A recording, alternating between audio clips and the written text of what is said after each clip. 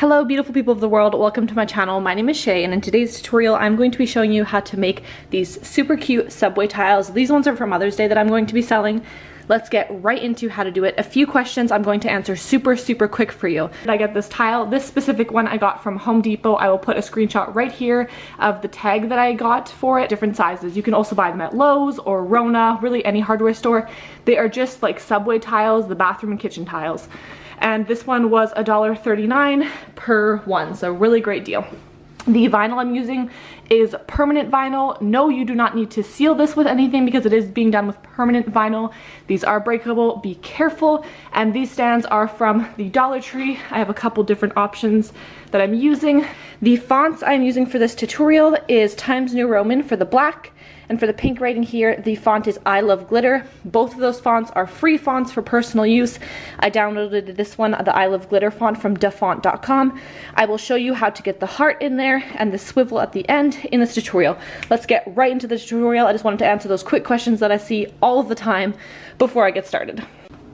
For today's tutorial, we are going to start off in Cricut Design Space. On the left-hand side, just click your text box, and for the font for the word mom or grandma, whatever you're putting, it is the font Times New Roman that I am using.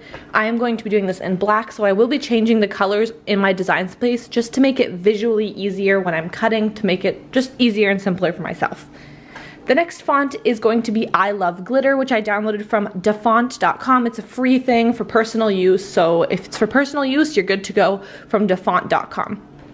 I will put right here on the screen which syllable you are putting to get that swivel on either end of the words here that you see, and then I will also put the symbol for the middle heart there. You can also do one that's filled in, but I like the one that's kind of cut out here. My easiest way to line this all up is do the letter spacing button up at the top here and just putting it down until I see that it's perfectly matched. Otherwise, another way I do it is I hit ungroup on the top right hand side here and I manually move them all to connect each other. Now, once you have the I Love Glitter font here, so the children's names all together and the way you want it, you are going to want to highlight that I Love Glitter font, just that font, not the font that says mom.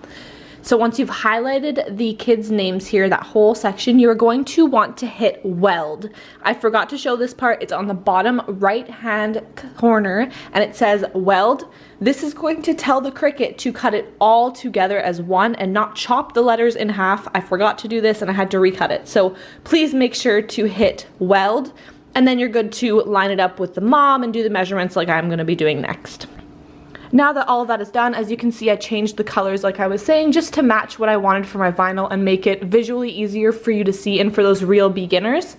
And we're good to go. So essentially changing the color just tells the Cricut that you are cutting two different pages or sheets of vinyl, so it will separate them, whereas if I left them both black, it would try to cut them both on the exact same cut or page, if that made sense.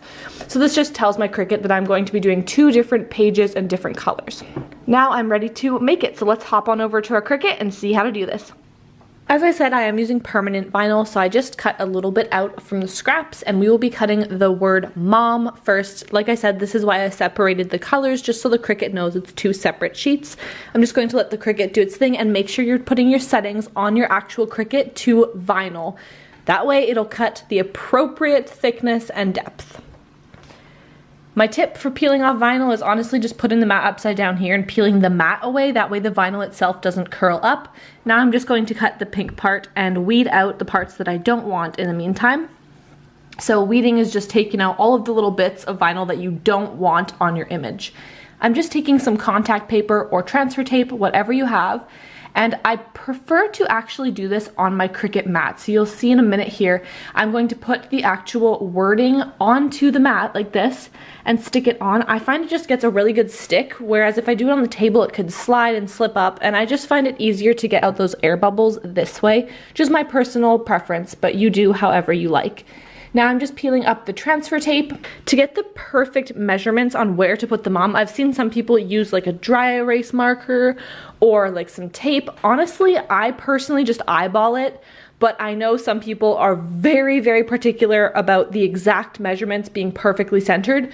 So those are just a couple ideas if you do want to make sure it's perfect. I'm just finishing weeding out this pink part.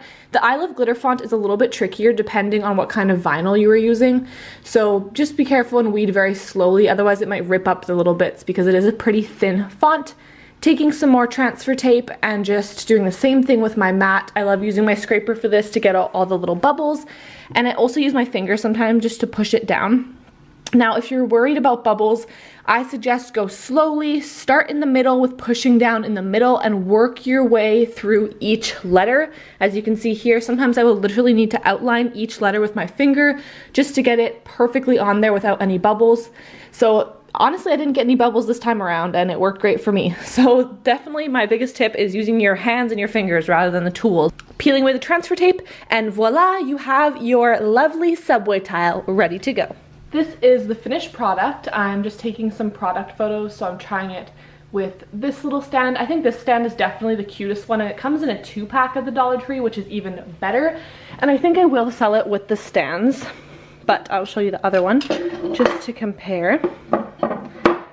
Because most people that I see selling these have been using these stands. Now what I've noticed though from people on my Cricut groups is that these stands are, almost all of them are crooked, like when they buy them for their product photos. So I don't really know which one looks better particularly. I personally like the clear ones, I think, but I could see some people liking these as well, and these come in gold, and then the clear ones also have black. So a couple options, but this is the finished product. It probably took about 10 minutes to do, and I am in love with it. Cannot wait to sell these for Mother's Day.